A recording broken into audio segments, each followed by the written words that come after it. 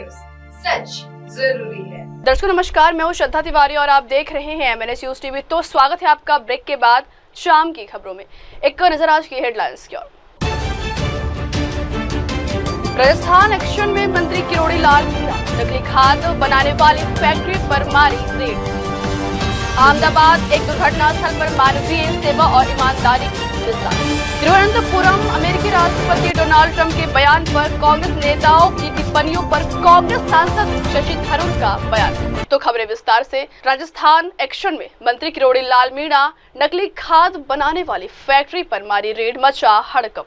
राजस्थान में भजन लाल सरकार के कैबिनेट मंत्री डॉक्टर किरोड़ी लाल मीणा ने गुरुवार को अचानक उदयपुर के उमरड़ा स्थित पटेल फास्केम खाद फैक्ट्री पर छापा मारा तो हड़कंप मच गया। कृषि मंत्री डॉक्टर किरोड़ी मीणा का मिलावटी खाद व नकली बीज के खिलाफ अभियान जारी है। इसी अभियान के तहत गुरुवार को डॉक्टर मीणा उदयपुर पहुंचे और सीधे पटेल फास्केम पहुंचे। यहाँ पर मीणा ने यहाँ पर कृषि विभाग के अधिकारियों से पूर्व में लिए गए सैंपल के बारे में जानकारी ली और कहा कि पूर्व में यहाँ से मिलावटी खाद होने की शिकायत मिल रही थी। ऐसे में यहाँ पर पहुंचकर जांच की गई है। मीणा ने कहा है कि पूरे उदयपुर की खाद फैक्ट्रियों की जांच की जाएगी और जहां पर खाद मिलावटी मिलता है तो उनके खिलाफ कानूनी कार्रवाई भी की जाएगी।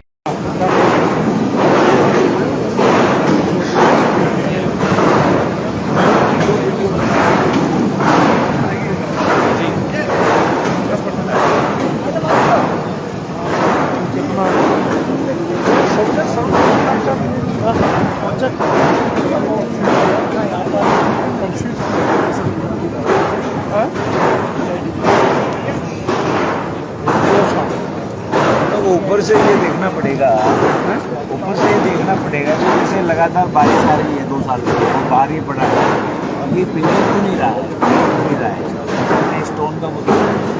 तो मैंने इधर देखा जो DAP पड़ा जो बाहर जो DAP पड़ा है नीचे पिघल नहीं रहा है। ये जो बिखर रहा है ना नीचे इधर सूखा के आसपास में गिला, उसके आगे ऐसे तो ये था इतनी खेत में ये है ना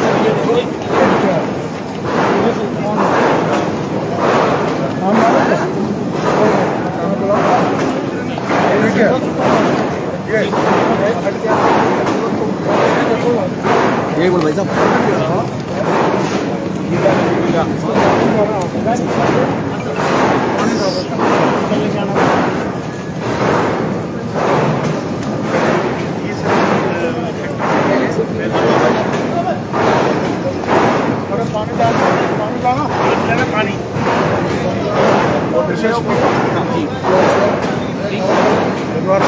Yes sir, 100%. Yes sir, our factory.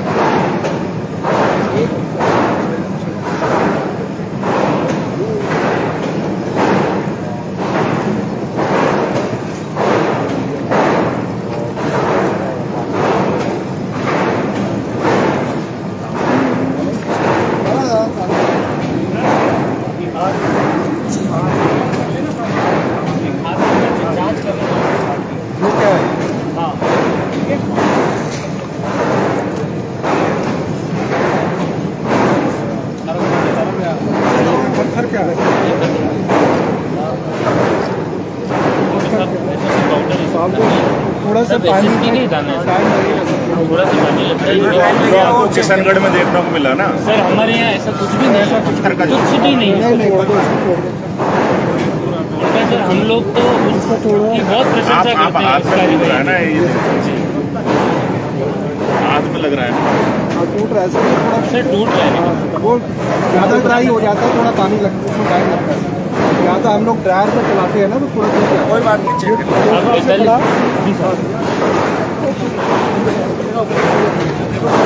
Labour बुलाना।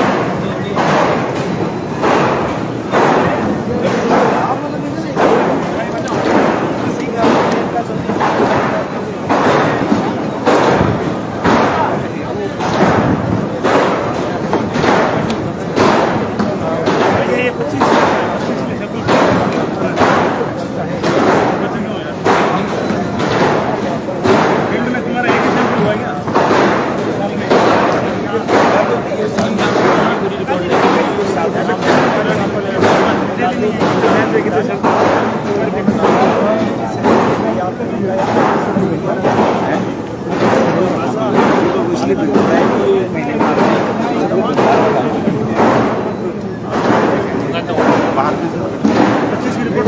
इसको सीज किया हुआ है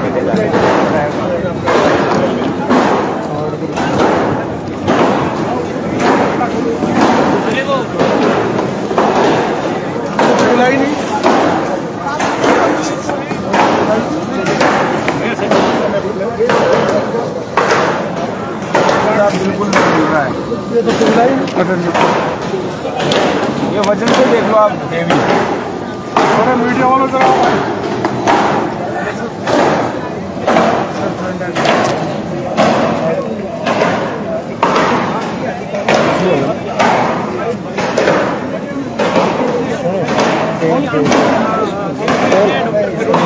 और आप देखिए किस तरीके से वो जो जांच को अंजाम दे रहे हैं, ये हो जाता है कि किस तरीके से उन्होंने यहाँ पर देखा है। और ये 2 साल से पड़ा हुआ है। ये देखिए 2 साल से ये फॉस्फेट, सिंगल सुपर फॉस्फेट पड़ा हुआ है। ये रॉ मटेरियल जो है, जो यहाँ आगे इसका जो सिंगल सुपर फॉस्फेट है उसके निर्माण में काम आएगा। और अचानक से जब यहाँ पहुंचे उसके बाद में जो विभाग के अधिकारी हैं वो भी यहाँ पर आए हैं, लेकिन उससे पहले खुद जो मंत्री है, कृषि मंत्री जो है डॉक्टर किरोड़ी लाल मीणा, वो यहाँ पहुंचे। और देखिए किस तरीके से, किस गंभीरता के साथ में ये जांच जो है वो अमल में लाई जा रही है। इससे पहले आपने देखा अजमेर इलाके में भी उन्होंने इसी तरीके से अचानक से पहुंचकर और कई फैक्ट्रियों की गड़बड़ियां जो है वो उजागर की थी। और अब इस बार जो नंबर है वो उदयपुर के सिंगल सुपर फॉस्फेट का है। उमरडा इलाके में डॉक्टर किरोड़ी लाल पहुंचे हुए हैं और देखिए किस तरीके से ये पानी डालकर इनको वॉश किया जा रहा है। और डॉक्टर किरोड़ी लाल मीणा से भी बात करते हैं। डॉक्टर साहब, ये पानी डालकर आप किस तरीके से चेक कर रहे हैं इसको? ये पिघल नहीं रहा ना, पत्थर ही जी। ये पानी इसलिए डाल रहे हैं, ये ड्राई रहता है सर, थोड़ा पानी खेत में डालने के बाद ये ऐसे कंकड़ हो जाते हैं। तो किसान की फसल के लिए किसी काम का नहीं है जी, बल्कि किसान की खेती को बंजर बना देता है जी। इसमें ये घटिया क्वालिटी डालते हैं जिंक फॉस्फेट की, और सल्फ्यूरिक एसिड बहुत घटिया जो बाई प्रोडक्ट होता है, जो मेरे को पता लगा, जांच कराएंगे, जो बाई प्रोडक्ट होता है सल्फ्यूरिक एसिड का वो डालते हैं। और ये पत्थर ग्रेन्यूल्स जो हैं इतना हार्ड है कि गलते नहीं है, किसान के कोई काम के नहीं रहते। इसकी सबसे ज़्यादा शिकायत ये थी कि इसका एक सैंपल 12/5/2025 को 12/5/2025 को, जिसमें कंटेंट होना चाहिए 14.5%, वो 8/11 था। एक सैंपल हुआ ये 14/5/25 को, उसमें 14.5% होना चाहिए था, वो था 6.36%। एक हुआ है इसका 30/4/2025 को, उसमें आधा है 7.2%, जबकि होना चाहिए 14।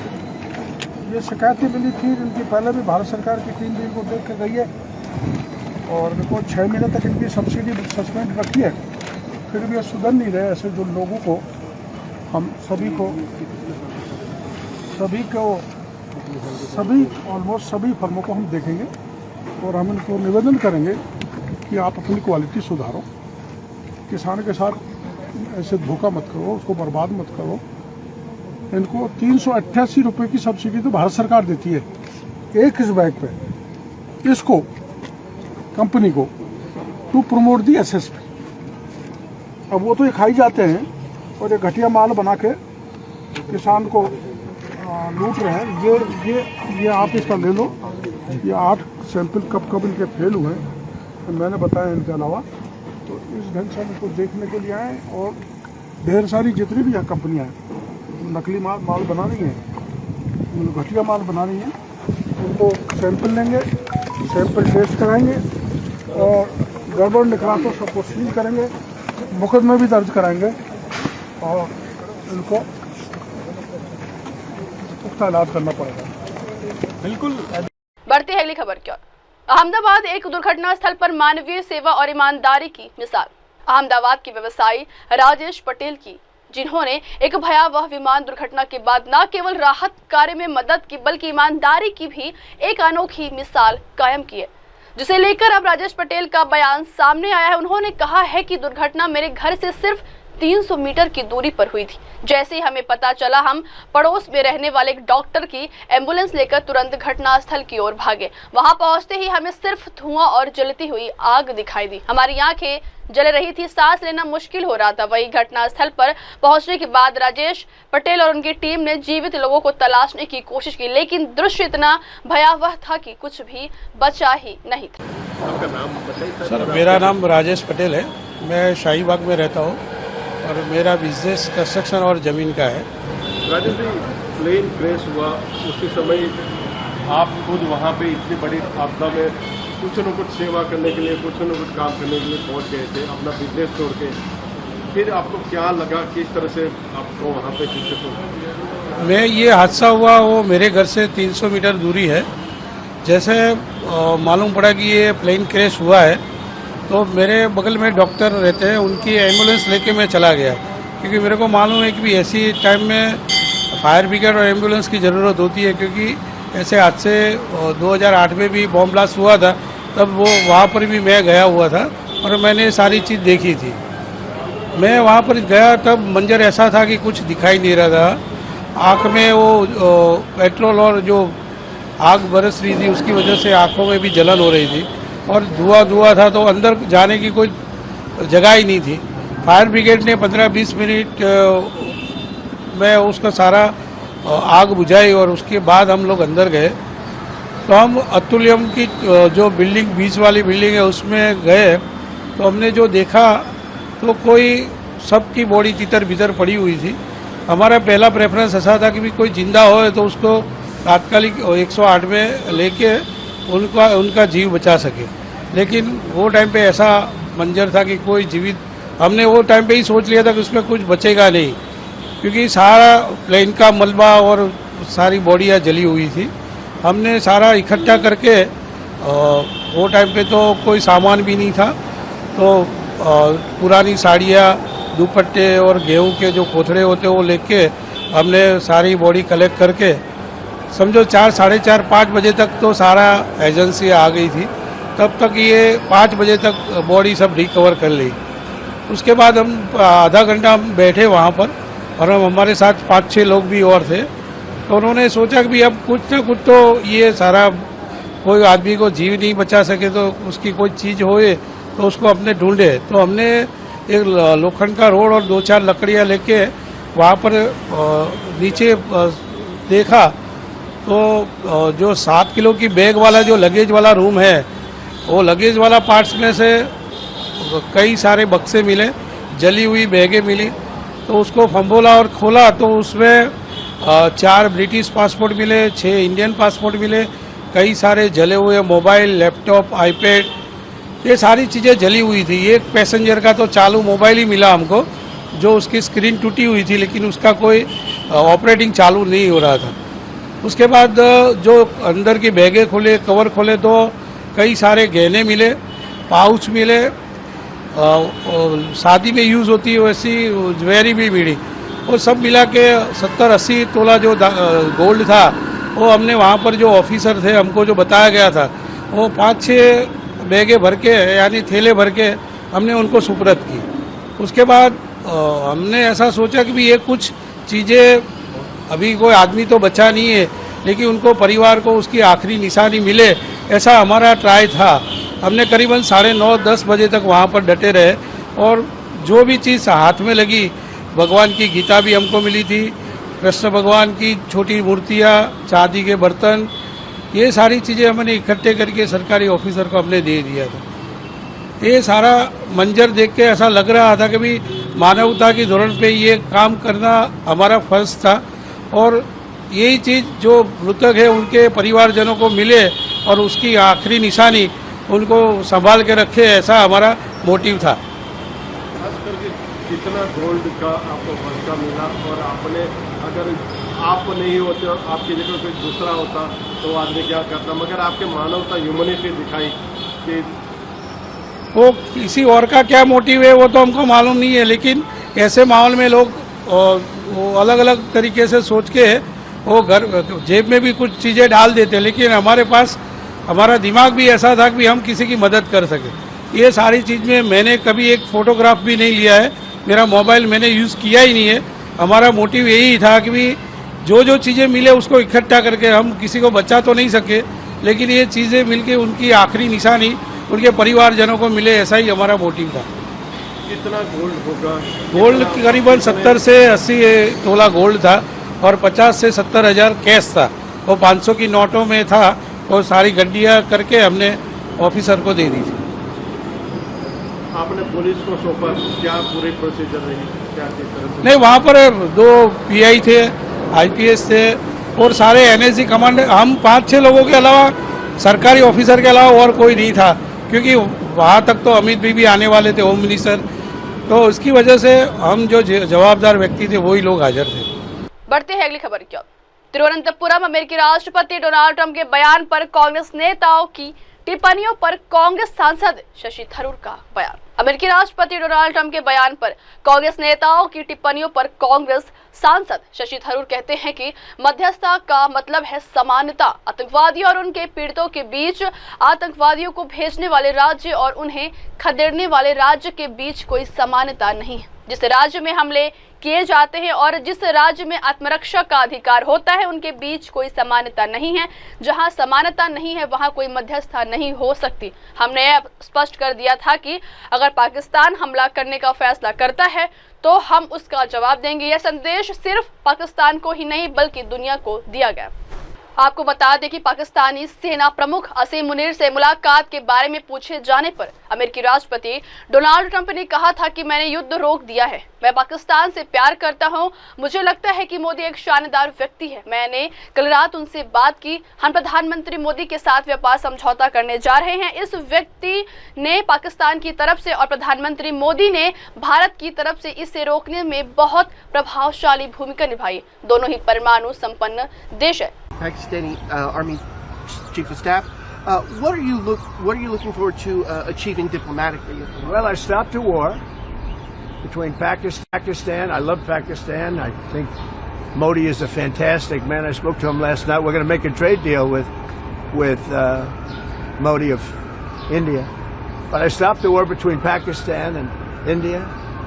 This man was extremely influential in stopping it from the Pakistan side.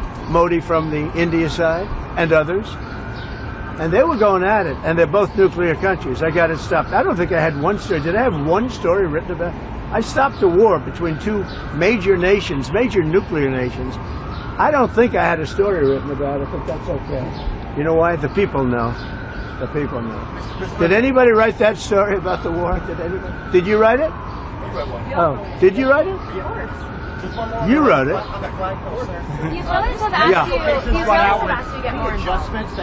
Look, I have not seen the outcome after the meeting. I understood that apparently, according to the White House, this general had said that the president should get the Nobel Peace Prize and so on.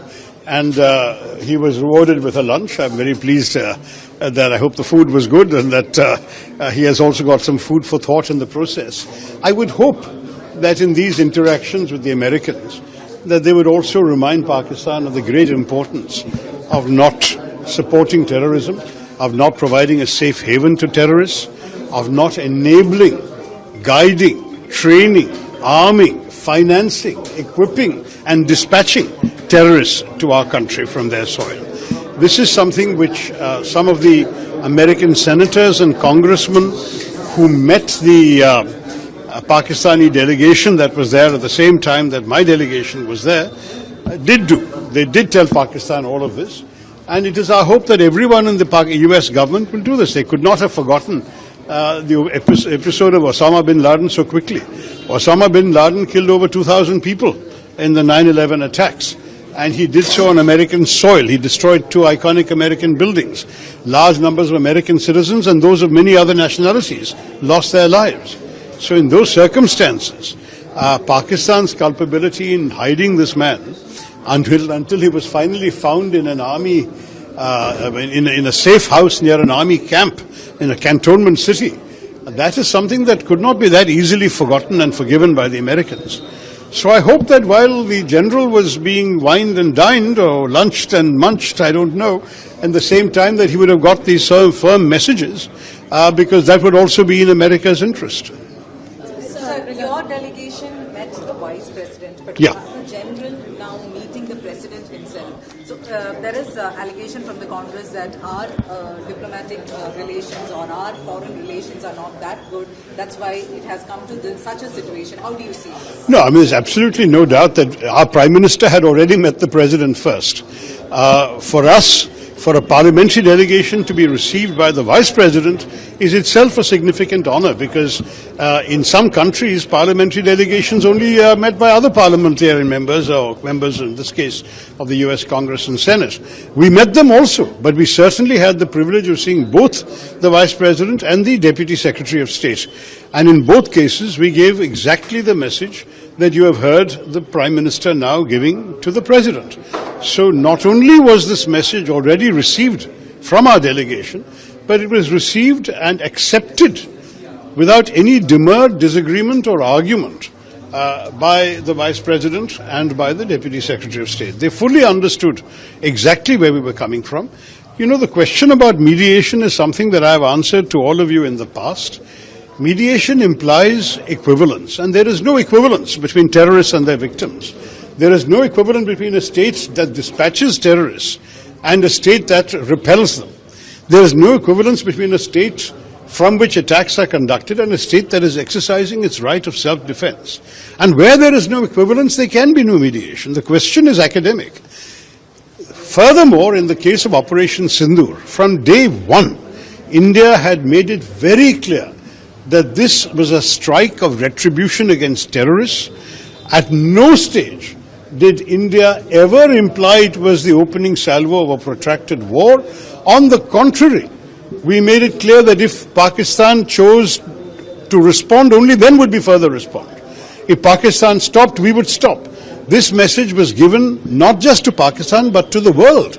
If you watch the daily briefings of the Indian government and the armed forces, during Operation Sindoor, the message was clear. So we never needed persuading to stop.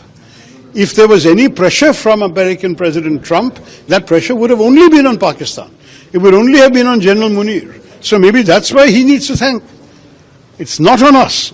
And I think that is something that we must all understand. We welcome any pressure the Americans may have put on Pakistan, but we did not ask for it. We did not request anyone's mediation. What we have done is, we have said, our intention is this: terrorists have attacked our country. We are tired of just only dealing with them on our soil. We are now going to deal with them where they are based, and we are going to hit their bases. If Pakistan wants to rise in defense of terrorists and hit us, we will hit them back. If Pakistan stops, we will stop. Every single day, this was our message. Pakistan offered to stop, we stopped. I don't see any issue there of requiring mediation or requiring pressure on us. And when we explained this in our meetings, it was fully understood. Absolutely fully understood. And I can assure you that what the Prime Minister is now reported to have said is the message that we ourselves had given. I personally spoke to the Vice President in the meeting. We have been very diplomatic and correct in not saying all this publicly, but now today I can reveal it. It is something that we have already conveyed, and there is no doubt at any level of the US administration where India stands on this matter. बढ़ते हैं अगली खबर की ओर। एक राष्ट्र एक चुनाव पर भाजपा सांसद अनुराग ठाकुर का बयान। एक राष्ट्र एक चुनाव पर भाजपा सांसद अनुराग ठाकुर कहते हैं कि पहले देश में एक साथ चुनाव होते थे, लेकिन किसी कारण से कांग्रेस सरकार ने उस समय राज्य सरकारों को उखाड़ फेंका। यह बात सभी जानते हैं। आज एक बार फिर देश के सामने ऐसी स्थिति है जिसमें बहुत समय और पैसा बर्बाद होता है और देश का विकास बाधित होता है। खासकर पहाड़ी राज्यों में कुछ जगह ऐसी है जहां लोगों को वोट देने के लिए बहुत पैदल चलना पड़ता है। अगर सभी चुनाव एक साथ हो तो यह देश के लिए अच्छा होगा। सरकार चाहती है कि संयुक्त संसदीय समिति एक राष्ट्र एक चुनाव पर सभी की राय जाने। देखिए, 1952 से 1967 तक देश में साइमल्टेनियस इलेक्शन होते रहे, यानी कि लोकसभा विधानसभा के चुनाव एक साथ होते थे। लेकिन कई कारणों से उस समय की कांग्रेस की सरकारों ने जो राज्य की सरकारों को गिराया, वो सबके सामने है। आज देश के सामने फिर एक बार वो स्थिति आई है कि जो बहुत सारा समय चुनावों में जाता है, बहुत सारा पैसा लगता है, राजनीतिक दलों का भी, राजनीतिज्ञों का भी, चुनाव लड़ने वालों का भी, और कुल मिला के देश के विकास में भी उसमें कहीं न कहीं रुकावटें आती हैं। आम जनमानस को बहुत कुछ झेलना पड़ता है, और पहाड़ी राज्यों में तो विशेष तौर पे कई जगह तो बहुत दूर दूर चल के वोट करने आना पड़ता है, ज्यादा उम्र वाले लोगों को आना पड़ता है।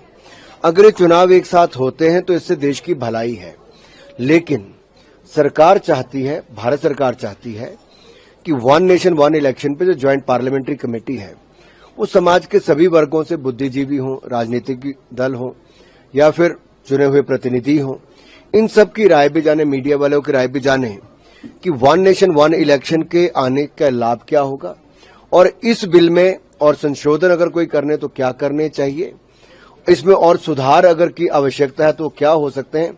बड़े खुले मन के साथ सरकार इसके ऊपर विचार कर रही है, और ज्वाइंट पार्लियामेंट्री कमेटी आज हिमाचल प्रदेश आई है। माननीय मुख्यमंत्री जी, उप मुख्यमंत्री जी दोनों ने अपनी बात रखी, और अब नेता प्रतिपक्ष, स्पीकर, डिप्टी स्पीकर वो रखेंगे, भाजपा, बसपा और कांग्रेस के और अन्य दलों के लोग अपनी बात उसके बाद रखेंगे, उनके प्रदेशाध्यक्ष, और फिर उसके बाद जो समाज के बड़े बुद्धिजीवी लोग हैं वो भी अपनी बात आके यहाँ पे रखने वाले हैं। अब तक क्या पाया है आपकी समिति ने? क्या अब तक हमने 5 राज्य और 1 यूनियन टेरिटरी में गए हैं, और बहुत पक्ष में लोग, आम जनमानस इसके पक्ष में हैं, और ये अच्छी बात है। जैसे सिविल सोसाइटी के लोग भी आते हैं, लोगों में ये भी है कि युवाओं में और जागरूकता हो, युवाओं के और सुझाव भी आए, क्योंकि वर्तमान और भविष्य की पीढ़ियों के लिए बहुत महत्वपूर्ण बिल है, जिससे देश के विकास को एक नई गति और भारत के लोकतंत्र को एक नई ताकत मिल सकती है। एक जो स्पष्ट राय है कांग्रेस की, तो कैसे आम राय बनेगी कांग्रेस इसके विरोध में? देखिए, अभी इस पे चर्चा हुई है, अभी 5 राज्य, 25-30 राज्यों में और जाएंगे, उससे बहुत बड़ा एक फर्क पड़ेगा। और जब वो सब सुनते हैं कि सिविल सोसाइटी क्या कहती है, तो इससे बहुत सारी बातें सामने निकल कर आती हैं। केंद्र सरकार की ओर से मदद की गई 2006 करोड़ की हिमाचल प्रदेश में, लेकिन कांग्रेस के ही मंत्री ये कहते हैं कि तो उनके मुंह में जीरे के समान है, क्योंकि नुकसान 17,000 करोड़ से ज्यादा हुआ है, लेकिन जो मदद की जो वो केवल 2,000 करोड़। देखिए, मैं 2 बातें बड़ी स्पष्ट करूं। आपदा के समय, उस समय भी सैकड़ों में नहीं हजारों मकान हमने मंजूर करवाए और हिमाचल को लाभ दिलाया। पहली बार भी जब आपदा आई तब भी हमने बार बार अलग अलग जगह जाकर देखा भी, और केंद्र की सरकार की ओर से मदद एक नहीं बार बार करवाई, और अब फिर 2,000 करोड़ रुपए से ज्यादा की मदद केंद्र सरकार ने हिमाचल को देके बताया है कि मोदी जी सदा हिमाचल प्रदेश के साथ खड़े हैं। मैं उनका आभार प्रकट करना चाहता हूं, माननीय केंद्रीय गृह मंत्री जी का, माननीय प्रधानमंत्री जी का। और एक बात मैं कहना चाहता हूं, आज हिमाचल में हो क्या गया है, चाहिए सब कुछ केंद्र से, लेकिन साथ ही साथ उनको धन्यवाद भी नहीं करना है, उल्टा मैं कई उदाहरण आपको देना चाहता हूं। पिछली बार जब पैसा आया तब भी कहा, और 93,000 मकान एक मुश्त प्रधानमंत्री आवास योजना में आए तब भी उसका धन्यवाद करने के बजाय उस पर प्रश्न चिन्ह खड़े करने शुरू कर दिए, और उसमें भाई भतीजावाद कौन कांग्रेस वाले को मिलेगा, कौन किस दल को मिलेगा, वैसा किया। पिछला भी पैसा आया तो उसमें तरपाल तक भी ये देखकर दिया गया कौन भाजपा का कौन कांग्रेस का। क्या ऐसे राज्य की सरकारें चलेंगी? क्या यही इसलिए सरकार है कि पैसा केंद्र का है और आप नीचे कांग्रेस बीजेपी का देखकर देंगे? और यही नहीं, जो प्रधानमंत्री ग्रामीण सड़क योजना की सड़कें आई एमपी की अनुशंसा पे मिलती हैं भाई, लेकिन एमपी का नाम पट्टिका पे नहीं आएगा, एमपी को कार्यक्रम में नहीं बुलाओगे, एमपी के पूछे बिना कार्यक्रम रखोगे। ये हिमाचल प्रदेश नई प्रथा शुरू कर रहा है, ये गलत है। और चाहिए आपको सब कुछ, लेकिन धन्यवाद आप किसी चीज का नहीं करेंगे जब मिलेगी तो। बढ़ती हुई खबर क्यों? दिव्या देशमुख ने रचा इतिहास, विश्व नंबर 1 हो इरफान को दी मात। नागपुर महाराष्ट्र से गर्व की खबर है। भारतीय शतरंज खिलाड़ी दिव्या देशमुख ने एक बार फिर देश का नाम रोशन किया है। उन्होंने विश्व बिल्डिश टीम शतरंज चैंपियनशिप में चीनी ग्रैंड मास्टर और विश्व नंबर 1 खिलाड़ी हो इरफान को हराकर इतिहास रच दिया। दिव्या ने इस शानदार जीत के बाद अपनी भावनाएं व्यक्त करते हुए कहा कि मैं बहुत खुश हूं। पीएम मोदी ने बहुत अच्छी बातें लिखी है जो बहुत उत्साहवर्धक और प्रेरक है। इससे मुझे बहुत अच्छा महसूस होता है और मुझे भविष्य में भारत के लिए पदक जीतने की बहुत प्रेरणा मिलती है। मेरे साथी भी बहुत उत्साहवर्धक और प्रेरक थे और इससे मुझे वास्तव में मदद मिली है। I'm quite happy. My first reaction was definitely to check my team scores because we needed a win to settle the scores. So yeah, that was my first reaction. Prime Minister Narendra Modi has praised you. How do you feel about that?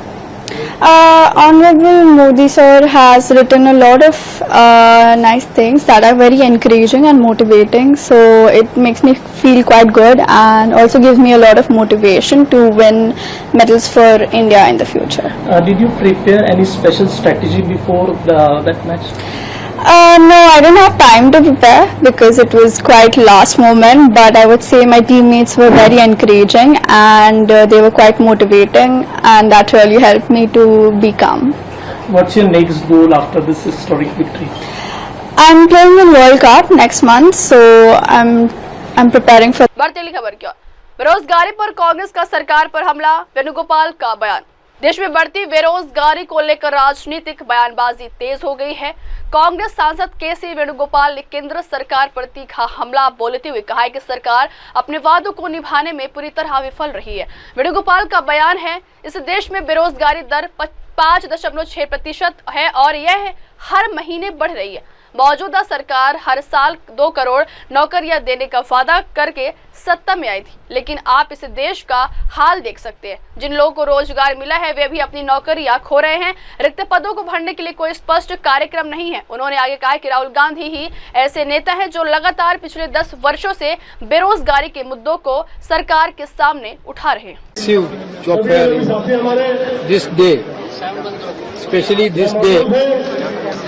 The day which we are celebrating Rahul's birthday.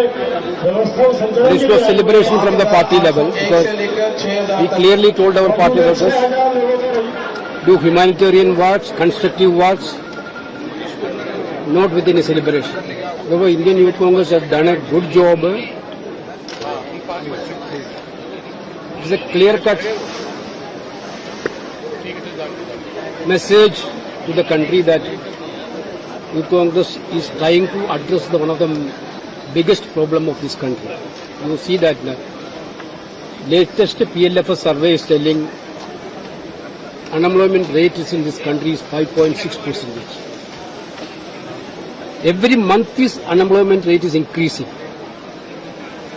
The present government came into power by offering 2 crore jobs per year. But you can see the fate of this country now. Those who are got employment are losing jobs. There is no clear-cut program to fill the vacancies.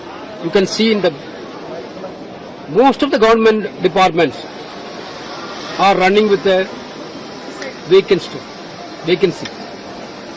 Whenever a parliamentary committee is questioning them, they are telling to the parliamentary committees that 20%, 30%, 40% vacancy. Professors are vacant in universities. Teachers are vacant in universities.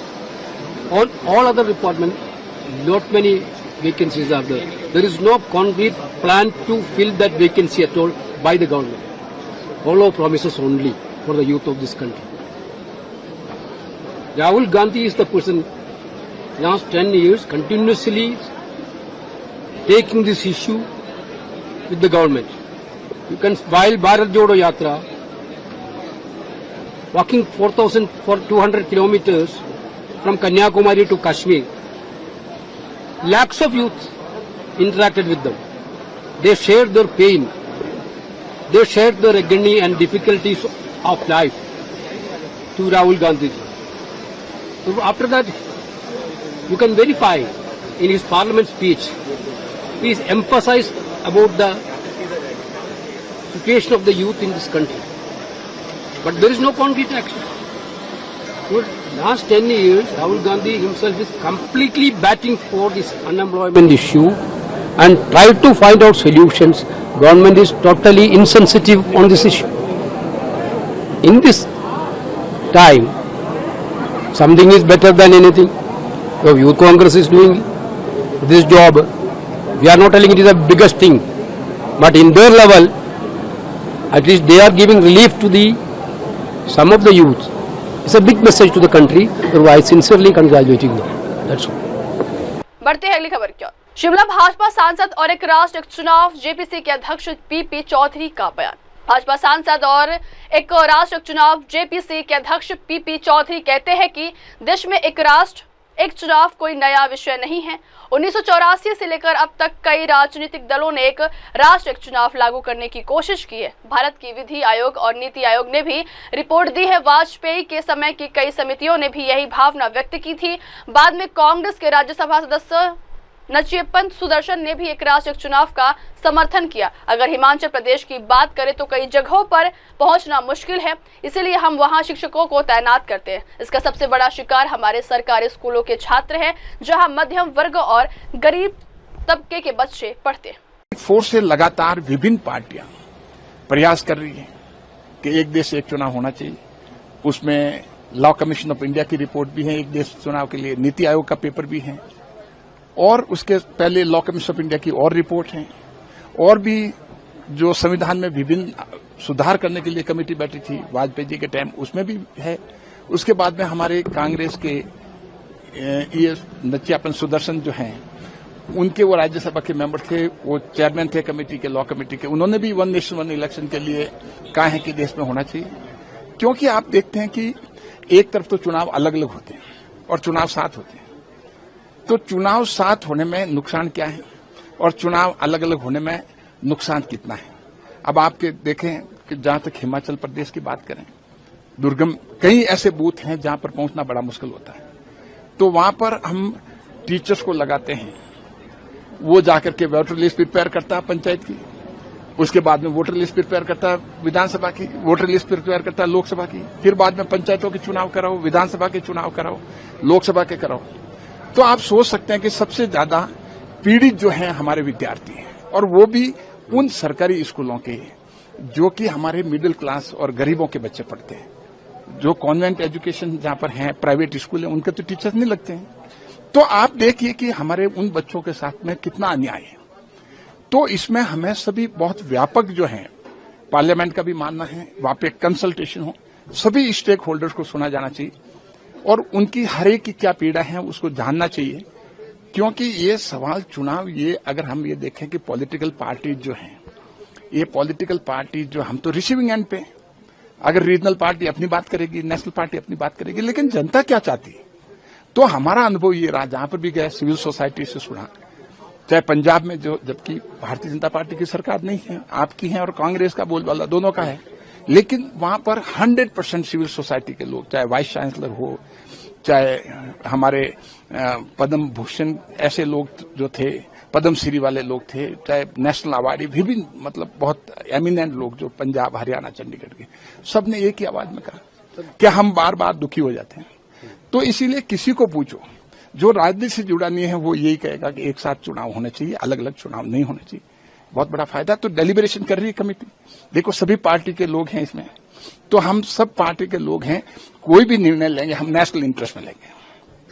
सब क्या लगता है, जो दो बड़े राजनीतिक दल है भारत में, दोनों की जो है मत अलग अलग है इस मुद्दे पर, तो कैसे कंसेंसस बनेगी? देखिए, राजनीति में कुछ भी परमानेंट नहीं है, कुछ भी परमानेंट नहीं। जो अभी इधर बोल रहे हैं, कभी इधर भी आ सकते हैं, क्योंकि कई राजनीतिक पार्टियां जो नेशनल पार्टी जो सोचती हैं कि अगर उनके नेशनल इंटरेस्ट में है और उनके हित में है, तो कभी भी जो आज किधर बोल रहे हैं कभी साथ आ सकती है। तो 2/3 मेजोरिटी चाहिएगा। प्रेजेंट एंड वोटिंग जितने लोकसभा में होते हैं, प्रेजेंट एंड वोटिंग का होता है, संख्या से नहीं है।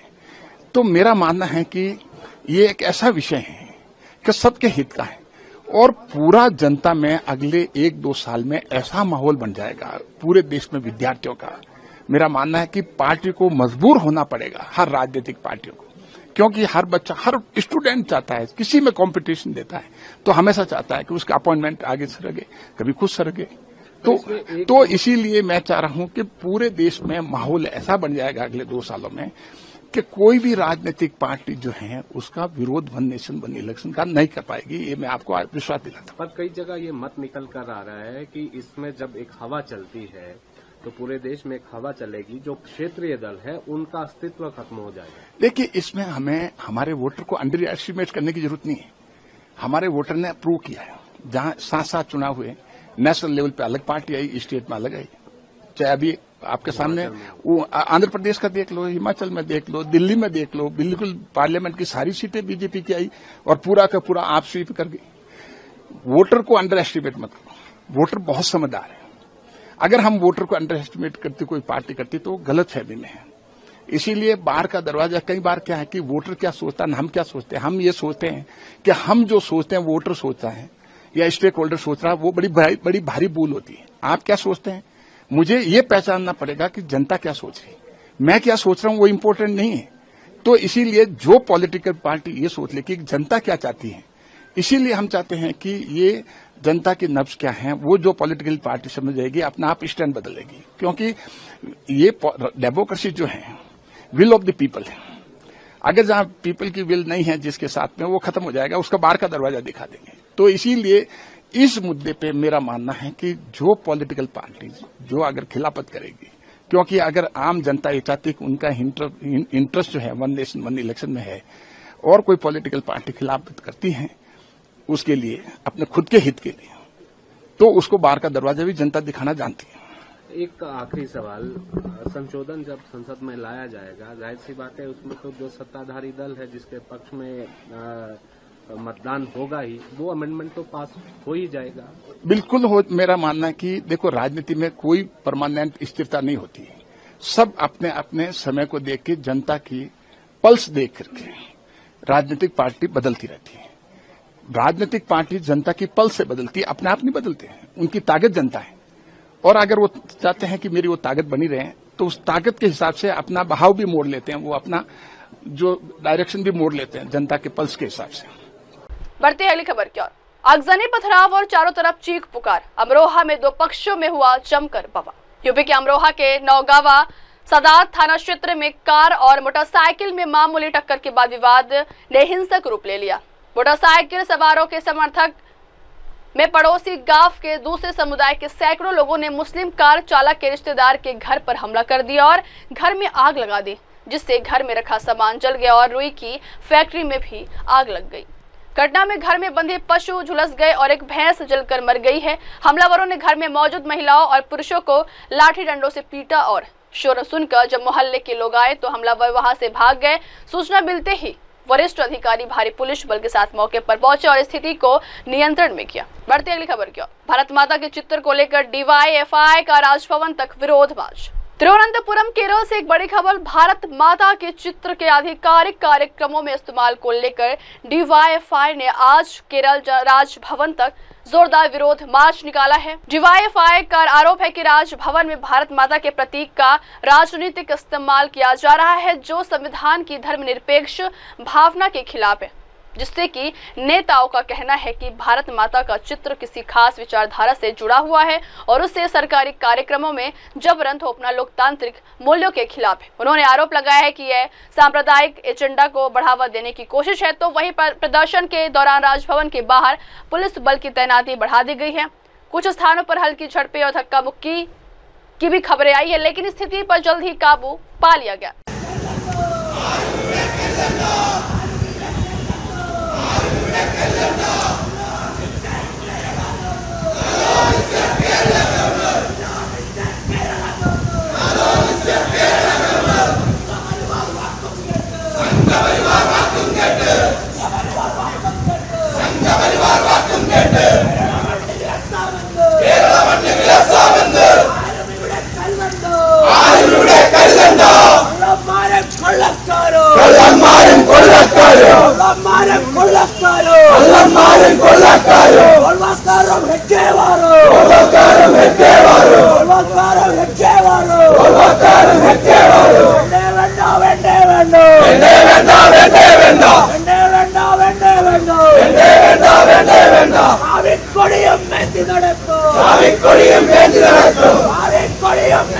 തിരിഞ്ഞോ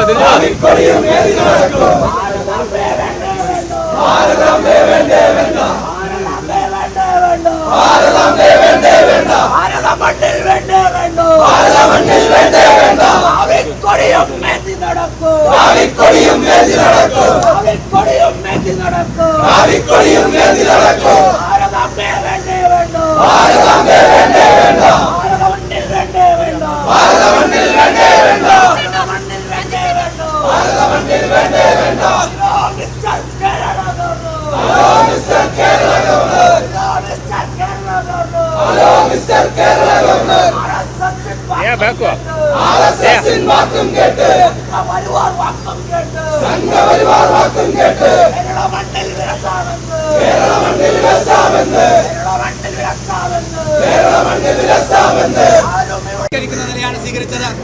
നോക്കൂ, ആർജവമുള്ള ഒരു മന്ത്രിയായതുകൊണ്ട്, ആർജവമുള്ള ഒരു കേരളത്തിന്റെ ഗവൺമെന്റിൽ മന്ത്രിയായതുകൊണ്ടാണ് സഖാവ് വി ശിവൻകുട്ടി ആ നിലപാട് സ്വീകരിച്ചത്. നോക്കൂ, സംഘപരിവാരത്തിന്റെ അജണ്ട നടപ്പിലാക്കുക. നേരത്തെ ആരിഫ് മുഹമ്മദ് ഖാൻ RSSന് വിധേയപ്പെട്ട് എന്താണോ സംഘപരിവാരത്തിന്റെ അജണ്ട അത് നടപ്പിലാക്കാൻ തയ്യാറായെങ്കിൽ ഇന്ന് ഈ ആറിലേക്കരം സംഘപരിവാരത്തിന്റെ അജണ്ട നടപ്പിലാക്കുന്നു. ഇവിടെ നമുക്ക് പറയാനുള്ളത് RSSന്റെ ഗുരുജി ഗോൾവാക്കറുടെ മുന്നിൽ പോയി വിളക്ക് കൊളുത്തിയ VD സതീശന്റെ പാരമ്പര്യമല്ല കമ്മ്യൂണിസ്റ്റുകാർക്കുള്ളത്. അതുകൊണ്ട് തന്നെയാണ് വി ശിവൻകുട്ടിയും പി പ്രസാദും അടക്കമുള്ള മന്ത്രിമാർ ഈ RSSന്റെ ഭാരതാംബയുടെ മുന്നിൽ വിളക്ക് കൊളുത്തില്ല, അവരുടെ ചിത്രത്തിന് മുന്നിൽ വന്ന പരിപാടിയിൽ പങ്കെടുക്കില്ല എന്ന ആർജവമായ നിലപാട് സ്വീകരിച്ച് മുന്നോട്ട് പോയത്. बढ़ती है अगली खबर की ओर। अंतर्राष्ट्रीय योग दिवस की तैयारियां, राजस्थान सरकार ने कसी कमर। जयपुर से बड़ी खबर। 21 जून को मनाए जाने वाले अंतर्राष्ट्रीय योग दिवस को लेकर राजस्थान सरकार ने तैयारियां तेज कर दी हैं। राज्य के उप मुख्यमंत्री प्रेमचंद्र बैरवा ने योग को जन जन तक पहुंचाने की प्रतिबद्धता जताई। अब वहीं बैरवा का बयान सामने आया है। उन्होंने कहा है कि प्रधानमंत्री मोदी ने दुनिया भर में योग को बढ़ावा देने के लिए कई कदम उठाए हैं और हमारा लक्ष्य यह सुनिश्चित करना है कि योग आम लोगों तक पहुंचे। हमने योग दिवस के लिए विभिन्न स्थानों पर उचित व्यवस्था भी की। आप आयुष मंत्री हैं, देखिए, हमारे यशस्वी प्रधानमंत्री नरेंद्र मोदी जी जिन्होंने इस योगा की पहचान विश्व भर में बनाई है और उनका आग्रह है कि जन जन तक ये योगा पहुंचे, घर घर तक पहुंचे। इसको लेकर हमारे यशस्वी मुख्यमंत्री भजनलाल शर्मा जी ने भी यहाँ पर राजस्थान में अनेक स्थानों पे, अलग अलग स्थानों पे जहाँ हमारे पौराणिक स्थान है, जो धरोहरें हैं, उन पे जाकर और ये करेंगे। और लक्ष्य रखा हमने करीब 60,000 से 50,000 स्थानों पे ये योगा करने का। निश्चित रूप से हमने सभी जगह नोडल्स तैयार कर दिए। हम अनेक संस्थाएं जो हमारे योग गुरु, योगाचार्य जो कराते हैं, उनसे मीटिंग लेकर निश्चित रूप से राजस्थान में एक अच्छा और जन जन तक पहुंचने का ये प्रयास है। और हम इतने स्थानों पे कर रहे हैं, इनसे ज्यादा भी हो सकते हैं।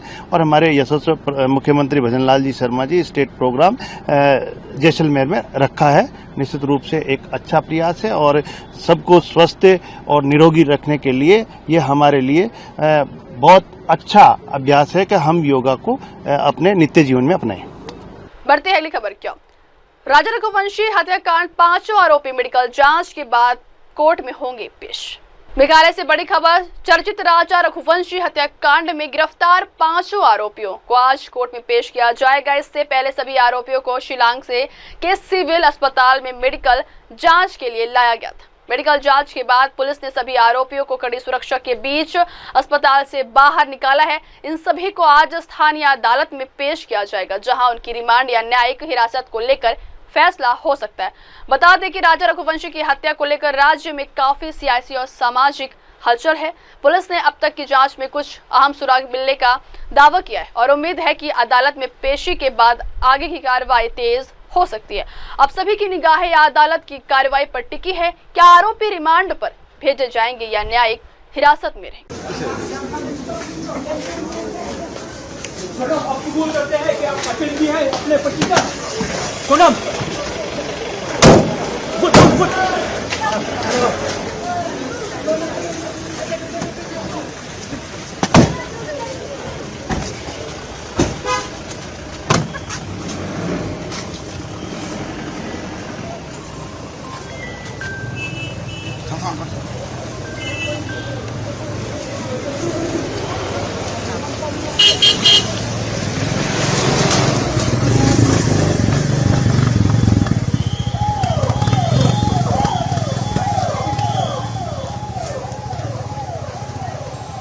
बढ़ते हैं अगली खबर क्या।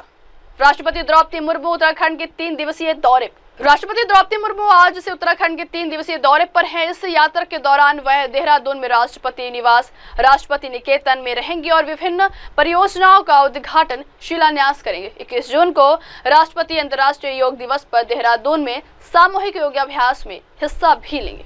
वहीं राज्यपाल लेफ्टिनेंट जनरल गुरमीत सिंह और सीएम पुष्कर सिंह धामी ने देहरादून के जौलीग्रांट एयरपोर्ट पर उनका स्वागत किया। वही अपने 3 दिवसीय दौरे के अंतिम दिन 21 जून को अंतर्राष्ट्रीय योग दिवस पर उत्तराखंड राज्य पुलिस लाइन मैदान देहरादून में सामूहिक योगाभ्यास कार्यक्रम में हिस्सा लेंगे। बढ़ते हैं अगली खबर क्या। पटना में तेजस्वी यादव के आवास के बाहर गोलीबारी। पटना से बड़ी खबर। बिहार की राजधानी में सुरक्षा व्यवस्था पर एक बार फिर सवाल उठ खड़े हुए हैं। राजद नेता और पूर्व उप मुख्यमंत्री तेजस्वी यादव के आवास के बाहर गोलियां चलने की घटना ने सनसनी फैला दी है। घटना को लेकर तेजस्वी यादव ने राज्य सरकार पर तीखा हमला बोला। उन्होंने कहा है कि अब अपराधी बेखौफ हो चुके हैं और सरकार पूरी तरह विफल नजर आ रही है। उन्होंने कहा है कि मैं बिहार का पूर्व मुख्यमंत्री हूँ, राज्य विधानसभा में नेता, प्रतिपक्ष मेरे आवास के पास विकास आयुक्त और कई मंत्रियों के आवास है। फिर भी अगर ऐसी घटनाएं हो रही हैं तो यह बहुत ही गंभीर मामला है। अगर राज्य का सबसे सुरक्षित इलाका सुरक्षित नहीं है और अपराधियों को पकड़ने में सरकार नाकाम है तो मुख्यमंत्री नीतीश कुमार को तुरंत इस्तीफा दे देना चाहिए। अब आप मीडिया के साथी जो है, अब आकलन कीजिए। अब ऐसी स्थिति हो गई है और एक अपराधियों का इतना बेखौफ हो रखे हैं कि हम पूर्व उप मुख्यमंत्री रहे, नेता विरोधी दल है, हमारे आसपास डेवलपमेंट कमिश्नर का घर है, मंत्रियों का घर है, फिर भी ये हादसा हो रहा है। ये तो बहुत गंभीर मामला है। अगर पूरे राज्य का सबसे सुरक्षित जगह अगर सुरक्षित नहीं है, अगर वहां भी गोलियां चल रही है, पूरे राज्य का सबसे सुरक्षित इलाका है, तो सबसे सुरक्षित इलाके में भी गोलियां अगर चल रही है और अपराधी नहीं पकड़े जा रहे तो नीतीश कुमार जी को अब इस्तीफा दे देना। बढ़ती अगली खबर क्यों। जगनमोहन रेड्डी का बयान विपक्षी नेता को मिलने का अधिकार है। विजयवाड़ा से बड़ी खबर। आंध्र प्रदेश के पूर्व मुख्यमंत्री और वाईएसआर कांग्रेस अध्यक्ष वाईएस जगनमोहन रेड्डी ने हाल ही में एक संवेदनशील मामले में की गई अपनी मुलाकात को लेकर उठे सवालों पर जवाब दिया। उन्होंने इसे लोकतंत्र के मूल अधिकारों से जुड़ा मामला बताया है। जगनमोहन रेड्डी ने स्पष्ट किया है कि वे जिस व्यक्ति के घर गए वह उनकी पार्टी का उपाध्यक्ष था, जिसने पुलिस उत्पीड़न के चलते आत्महत्या कर ली थी। इस घटना के बाद उनके पिता ने अदालत में शिकायत दर्ज कराई थी, जिसमें अदालत ने आदेश भी दिया था कि संबंधित सर्कल इंस्पेक्टर को चार्जशीट किया जाए, लेकिन कार्रवाई अब तक नहीं हुई है। जगनमोहन रेड्डी का यह बयान एक बार फिर यह संकेत देता है कि आंध्र प्रदेश की राजनीति में पुलिस व्यवस्था और न्यायपालिका को लेकर बहस अभी और तेज होने वाली है। अब देखना यह होगा कि राज्य सरकार इस मामले पर क्या रुख अपनाती है। To complain on any of our ministers or any of our MLAs, I seriously don't understand. See, because this is a democratic country. In a democratic country, the leader of the opposition has every right to go visit anybody of his choice. And yesterday's visit was pertaining to our own party.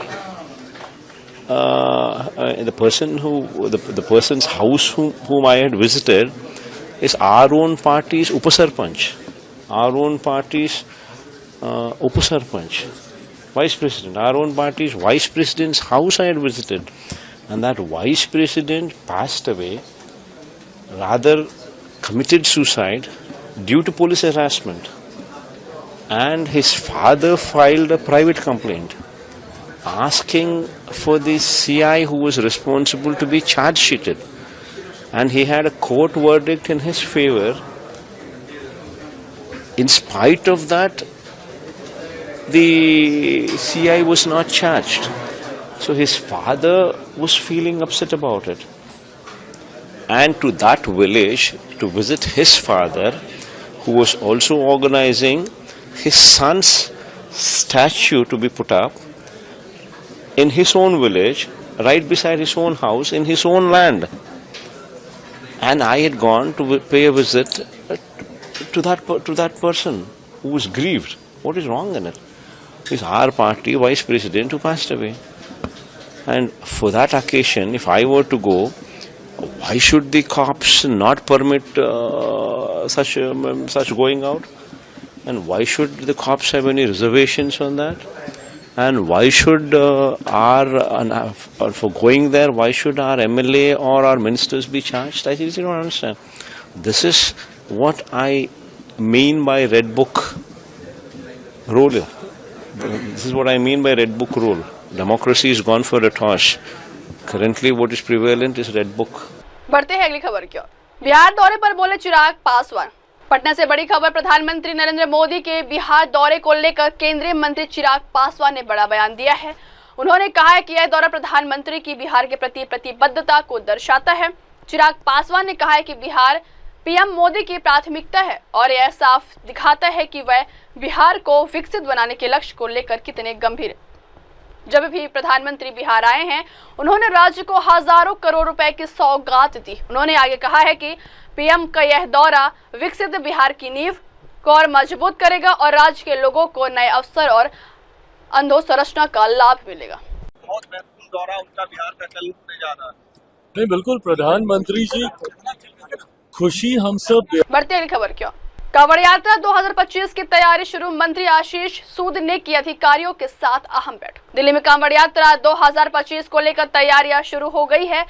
राजधानी में यात्रा के दौरान श्रद्धालुओं की सुरक्षा और सुविधाओं को लेकर एक अहम बैठक का आयोजन किया गया है। इस बैठक की अध्यक्षता दिल्ली के मंत्री आशीष सूद ने की। उन्होंने संबंधित विभागों के वरिष्ठ अधिकारियों के साथ मिलकर यात्रा से जुड़ी यातायात व्यवस्था, स्वास्थ्य सेवाओं, साफ सफाई और कानून व्यवस्था पर विस्तार से चर्चा की।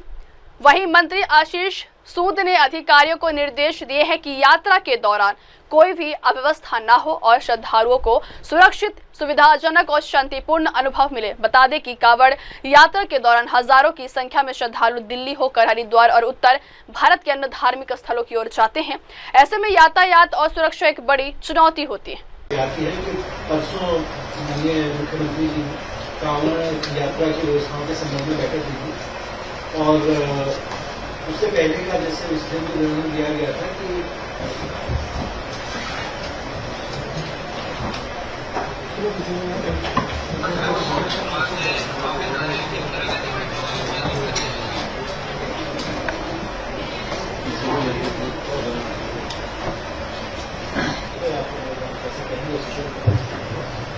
नमस्कार सर, नमस्कार to all the senior officer. Sir, जैसे ऑनरेबल सीएम के अंडर सर परसों एक मीटिंग हुई। बढ़ते हैं अगली खबर क्या। Goa QS world university ranking 2026 में आईआईटी दिल्ली ने मारी बाजी। गोवा से बड़ी खबर, भारत के शैक्षणिक उपलब्धियों में एक और मील का पत्थर जुड़ गया है। क्यूएस वर्ल्ड यूनिवर्सिटी रैंकिंग 2026 में आईआईटी दिल्ली ने आईआईटी बॉम्बे को पछाड़ते हुए भारत का नंबर 1 संस्थान बनने का गौरव प्राप्त किया है। इस अवसर पर क्यूएस क्वाकवेरेली साइमंड्स के कार्यकारी निदेशक डॉक्टर अश्विनी फर्नांडिस ने अहम टिप्पणी की है। उन्होंने कहा है कि आईआईटी बॉम्बे हमेशा एक अग्रणी रहा है और पहले रैंकिंग से ही सबसे आगे रहा है, लेकिन इस बार आईआईटी दिल्ली ने आईआईटी बॉम्बे को पीछे छोड़ते हुए भारत में स्पष्ट रूप से पहला स्थान और विश्व रैंकिंग में 123वां स्थान हासिल किया है। इससे यह दुनिया के सर्वश्रेष्ठ विश्वविद्यालयों में से एक बन गया है। IIT Bombay has always been the front runner and has always led the rankings, but the first time IIT Delhi overtakes IIT Bombay to become the clear #1 ranked university in India and of course 123 in the world, making it one of the best university. So it is of course due to various factors which QS considers and the impetus which the Indian government has had on research and education. Yes. So, of course, the QS has been doing this ranking for over 22 years now, and we've seen that the number of institutions which get represented, of course, India just has 54. We have US which leads, then followed by China. And with the number of ranked institutions, India still has a long way to go, but definitely out of 1,500 to have 54 universities being ranked is a big thing for India today and showcases the efforts which the government is putting. I've always maintained that the National Education Policy 2020, which is a brainchild of our Honorable Prime Minister Narendra Modi, has been pushing Indian institutions to innovate, think differently, and be able to prepare graduates for the future. And with a focus on research, on skills, we are seeing that Indian institutions are continuously improving to do even better on the world stage. And we will continuously see the national education policy create those ripples as Indian institutions transform into research and world-class education. बढ़ती अगली खबर की ओर। दिल्ली शशि थरूर पर कांग्रेस प्रवक्ता रागिनी नायक का बयान। नई दिल्ली से बड़ी राजनीतिक प्रतिक्रिया। कांग्रेस नेता और सांसद डॉक्टर शशि थरूर को लेकर उठे सवालों पर पार्टी की राष्ट्रीय प्रवक्ता डॉक्टर रागिनी नायक ने सफाई दी है।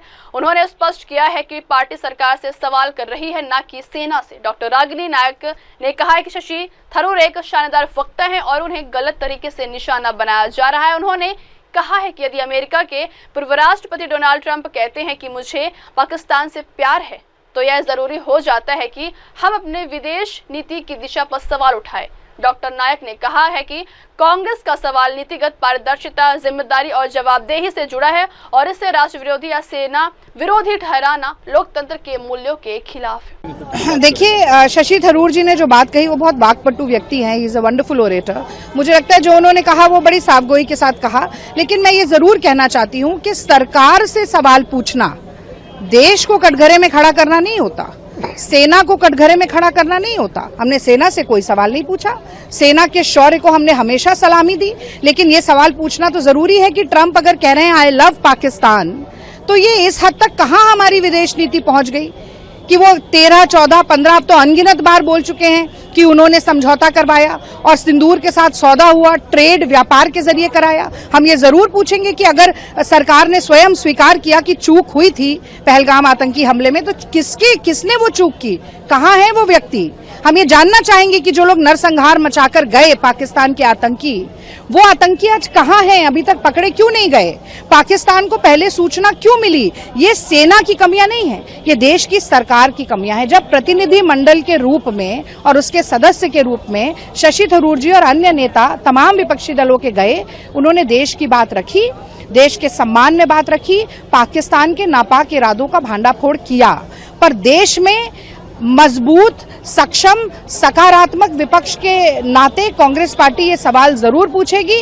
अगर देखिए इसमें किसी को बुरा लगता है तो उसमें कुछ नहीं किया जा सकता। मुझे लगता है देश के लिए ये जरूरी है कि सरकार साफगोई से इन सवालों का जवाब दे। सरकार से विपक्ष में सवाल पूछना जायज है, लेकिन सवाल शशि थरूर से क्यों? जिस वजह से वो कहते हैं कि हमारे अंदर हमारे और पार्टी नहीं, हमने कोई सवाल नहीं पूछा। मैंने बिल्कुल साफ आपसे किया कि हम सेना से सवाल नहीं पूछ रहे। देश और सरकार बिल्कुल अलग अलग है। सरकारें आती जाती रहती हैं, नेता आते जाते रहते हैं। देश हमारा बहुत महान है, सम्मान है देश का। देश अजर अमर और शाश्वत है और देश के हित में सरकार को कटघरे खड़ा करना और निरंकुश सरकार की नाक में नकेल डालना बहुत जरूरी है। बढ़ते हैं अगली खबर की ओर। भारत इंग्लैंड सीरीज के लिए एंडरसन तेंदुलकर ट्रॉफी का हुआ अनावरण। भारत के दिग्गज बल्लेबाज सचिन तेंदुलकर और जेम्स एंडरसन ने 19 जून को भारत इंग्लैंड सीरीज के लिए ट्रॉफी का औपचारिक रूप से अनावरण किया है। भारत बनाम इंग्लैंड के बीच खेली जाने वाली 5 मैचों की सीरीज का नाम एंडरसन तेंदुलकर ट्रॉफी रखा गया। ये फैसला दोनों देशों के क्रिकेट बोर्ड, भारतीय क्रिकेट कंट्रोल बोर्ड और England and Wales cricket board ने किया है। ट्रॉफी में एंडरसन और तेंदुलकर की एक्शन की छवि है। इसके अलावा उनके उभरे हुए हस्ताक्षर भी है। महान बल्लेबाज तेंदुलकर ने 1 दशक से भी अधिक समय पहले अपने 200वें टेस्ट के बाद क्रिकेट से संन्यास ले लिया था। वहीं एंडरसन ने अपना 188वां और आखिरी टेस्ट 2024 में खेला था। बढ़ती अगली खबर की ओर। वंदे भारत एक्सप्रेस में चले लात घुसे भाजपा विधायक के समर्थकों ने यात्री को पीटा। दिल्ली से भोपाल आ रही वंदे भारत एक्सप्रेस ट्रेन में मारपीट की घटना सामने आई है। बताया जा रहा है कि झांसी जिले के बबीना विधानसभा क्षेत्र से भाजपा विधायक राजीव सिंह अपनी पत्नी और बेटे के साथ दिल्ली से वंदे भारत एक्सप्रेस के कोच E2 में सवार हुए थे। राजीव सिंह की सीट संख्या 8 थी, जबकि उनकी पत्नी कमली सिंह 50 नंबर सीट पर और बेटा श्रेयांश सिंह 51 नंबर की सीट पर बैठा था। ट्रेन में सफर कर रहे यात्रियों ने बताया कि राज प्रकाश नाम का एक यात्री खिड़की की तरफ सीट नंबर 49 पर बैठा था। विधायक ने उसे अपनी सीट नंबर 8 पर जाने को कहा। राज प्रकाश ने अपनी सीट बदलने से इनकार कर दिया। इसके बाद जैसे ही ट्रेन झांसी रेलवे स्टेशन पहुंची, कोच में 7 से 8 लोग आ गए और सीट नंबर 49 पर बैठे राज प्रकाश की पिटाई कर दी। यात्री की लात घूंसों से पिटाई की गई है, जिससे उनकी नाक भी टूट गई। इस घटना के बाद राज प्रकाश दहशत में हैं। उन्होंने कहा कि मैं पुलिस में शिकायत कर रहा हूं। इस घटना का एक वीडियो कांग्रेस नेता मुकेश नायक ने सोशल मीडिया पर शेयर किया है और भाजपा सरकार पर सवाल भी उठाए। लेकिन वो पुलिस वाले थे ना, उनके साथ काफी 1 घंटे पहले वंदे भारत ट्रेन में हुई एक घटना की तरफ मैं आपका ध्यान आकर्षित करता हूं। मैंने एक वीडियो शेयर किया है आपके लिए, जो 49 नंबर पर बैठे हुए एक बुजुर्ग व्यक्ति का दृश्य है। आप देखेंगे कि उनकी नाक से खून बह रहा है, अनेक स्थानों से खून बह रहा है और वो लहूलुहान अपनी सीट पर बैठे हुए हैं। सीट का नंबर है 49 नंबर सीट। घटना इस तरह से है कि बबीना के विधायक राजीव सिंह जी वंदे भारत ट्रेन में उसी बोगी में बैठे जिस बोगी में ये बुजुर्ग आदमी बैठा है। विधायक जी ने इस व्यक्ति से कहा कि आप हमारे साथ सीट एक्सचेंज कर लीजिए। इस बुजुर्ग व्यक्ति ने कहा कि मैं विंडो सीट पर बैठा हूं, इस पर लेग स्पेस ज्यादा है, मेरे घुटनों में दर्द है, इसलिए मैं सीट एक्सचेंज नहीं करता। और उन्होंने सीट देने से मना कर दिया। इसके बाद विधायक जी नाराज हो गए और वो झांसी स्टेशन पर उतरे और झांसी स्टेशन पर उतरने के बाद उनके 20-25 समर्थक आंधी की तरह डिब्बे में घुसे और ये बुजुर्ग जिनका मैंने वीडियो डाला है, बड़ी निर्ममता के साथ इनके साथ मारपीट की। उसी बोगी में इनके पास वाली सीट पर भोपाल का एक नौजवान बैठा था। उसने मुझे पूरा वृत्तांत बताया। ये वीडियो उसने मुझे शेयर किया, वहां से भेजा और पूरी घटना की मुझे जानकारी दी। मैं आप सब लोगों को इन विधायक महोदय का जो आपराधिक रिकॉर्ड है वो संलग्न कर रहा हूं, जरा उसको देखिए। आपको समझ में आ जाएगा कि उत्तर प्रदेश में किस तरह का गुंडा राज चल रहा है। जनसेवक जो जनता की सेवा का वायदा करने के बाद जिनको वोट मिले हैं, वो लोगों को जूते से, डंडों से, घूंसे से और लातों से मार रहे हैं और पूरे लोग मूर्ख दर्शक बने हुए हैं और ये पूरी कानून व्यवस्था को अपने हाथ में लेकर इस तरह से निर्ममता से गुंडागिर्दी और लोगों की पिटाई कर रहे हैं, इस तरह का गंदा व्यवहार कर रहे हैं। उसका एक नमूना आप देखिए। बढ़ती है अगली खबर क्या। सितारे जमीन पर की स्क्रीनिंग पर भड़के सलमान खान। आमिर खान की मोस्ट अपडेटेड फिल्म सितारे जमीन पर आज यानी 20 जून को रिलीज हो गई है। इसके एक दिन पहले 19 जून को फिल्म की स्पेशल स्क्रीनिंग मुंबई में रखी गई थी। इस खास मौके पर शाहरुख खान, सलमान खान, विकी कौशल समेत बॉलीवुड की तमाम बड़ी हस्तियां मौजूद थी। स्क्रीनिंग में सलमान खान की एंट्री सबसे ज्यादा चर्चा में रही। सलमान खान आमिर खान से गर्मजोशी से मिले, गले लगे और खूब मस्ती करते दिखे, लेकिन इसी दौरान पैपराजी के रवैये से सलमान खान थोड़े नाराज भी हो गए, जिसका वीडियो अब सोशल मीडिया पर वायरल हो रहा है। दरअसल जब वो सलमान आमिर की फिल्म की तारीफ में कुछ बोलना चाह रहे थे, तभी पैपराजी लगातार चिल्ला रहे थे और सवालों के बीच में उन्हें टोकते जा रहे थे।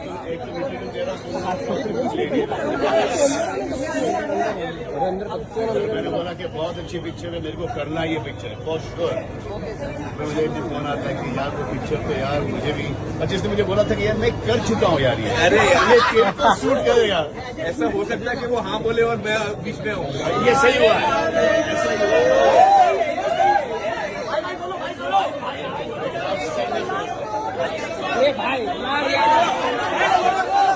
बढ़ती है अगली खबर क्या। जबलपुर में जबरन धर्म परिवर्तन का मामला, मध्य प्रदेश धार्मिक स्वतंत्रता अधिनियम के तहत केस दर्ज। जबलपुर मध्य प्रदेश शहर के रांझी थाना क्षेत्र के परशुराम नगर से जबरन धर्म परिवर्तन का एक मामला सामने आया है। पीड़िता नीतू रायकवार ने आरोप लगाया है कि कुछ लोग उसे ईसाई धर्म अपनाने के लिए बहला फुसलाकर दबाव बना रहे थे। इस मामले में एएसपी सूर्यकांत शर्मा ने जानकारी देते हुए कहा है, परशुराम नगर निवासी नीतू रायकवार ने बताया कि कुछ लोग उसे यह कहकर प्रभावित कर रहे थे कि ईसाई धर्म अपनाने से उसकी बीमारी ठीक हो जाएगी। यह सीधे तौर पर जबरन धर्म परिवर्तन का प्रयास है। रांझी स्थित परशुराम नगर के कुछ लोग एक महिला नीतू रायकवार को लेकर आए। नीतू रायकवार का कहना था कि कुछ लोगों के द्वारा इसको ईसाई धर्म स्वीकार कर लेने पर इसको जो बीमारी थी उस बीमारी दूर होने का इसको झांसा दे रहे थे और इसकी बीमारी दूर भी नहीं हो रही थी। इस सूचना पर ये थाने आई थी। थाने में अब वक्त हो चला देश को ब्रेक। खबर के बाद ही खबरें मेरे सहयोगी शिवा के साथ। तब तक लिए देखते रहिए देश और दुनिया की तमाम बड़ी खबरें। धन्यवाद। हाय हेलो नमस्कार, मैं हूं पंकज विष्णु और आप देख रहे हैं MNS न्यूज। आप देख रहे हैं MNS न्यूज, सच जरूर।